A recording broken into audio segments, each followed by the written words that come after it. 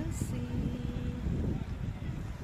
ang dagat ng Ulbok, Barangay Castañas, sa Yayang Quezon. Binabalik-balikan ko ang lugar kung saan lagi kami i-stroll-stroll at nagjajalan-jalan ng aking mga friendship. But this time wala, hindi ko kasama, nag-iisa kasi busy sila sa family. Ayan o, dati nga ng mga